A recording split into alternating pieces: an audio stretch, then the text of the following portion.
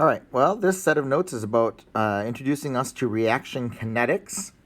And so, as usual, there is a set of notes for you in Schoology if you'd prefer to use those or take your own. All right, so far our focus on looking at how reactions happen has been focused on thermodynamics, or in other words, energy changes between the beginning and the end of the reaction. So we're going to change our focus to kinetics, which is more about like how the reaction happens. So in kinetics, we study the rate at which a chemical process occurs. Is it a fast reaction? Is it a slow reaction? And from that information, not only can we get information about the speed at which the reaction occurs, but we can also tell some information about how the reaction occurs, which we call the reaction mechanism. But our first focus will be the speeds. And when we talk about those speeds, the words that we use over and over and over again is talking about reaction rates. And so there are several factors that will affect the reaction rate. In other words, how fast a reaction occurs. One of them is the physical state of the reactions. Okay, so in order for atoms and molecules to react, they actually have to come into contact with one another. They have to run into each other. All right, and so the more homogeneous the mixture of reactants, the faster the molecules can react. Why? Well, they're evenly if they're evenly mixed, that means that we've got smaller particles, which means that there's a lot more access to the different particles as they bash into each other.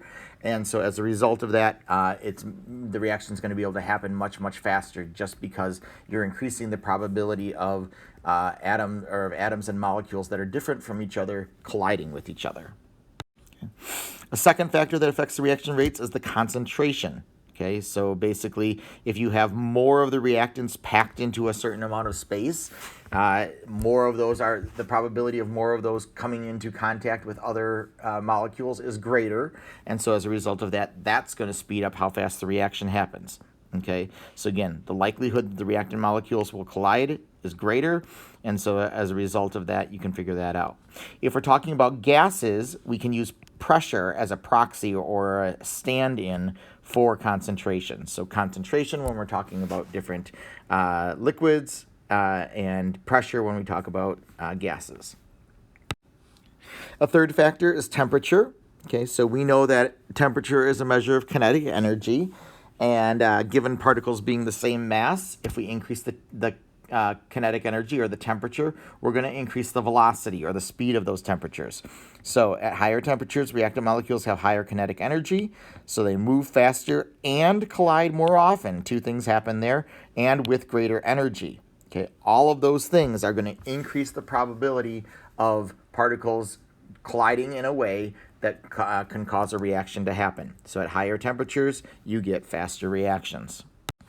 And last but not least for right now, is the presence of a catalyst. Okay, a catalyst is simply a compound or a molecule that speeds up the reaction but is not consumed during the course of the reaction. So in other words, they're present before and they're still present afterwards. So they increase the rate of the reaction, so they're involved in the reaction, but they don't actually change during the reaction. They stay the same before as they are after. Okay. At the end of your notes, I have gone ahead and given you one of my favorite little ChemThink graphics. If you've never taken a look before, there's a website called Compound Interest, and they've all got all kinds of really cool little chemistry graphics on them. And so again, this is an idea about what makes chemical reactions happen faster. So we've talked about the following things today. We talked about increasing the surface area, so that's about homogeneity. We've talked about increasing the concentration. We've talked about pressure being a stand-in for that.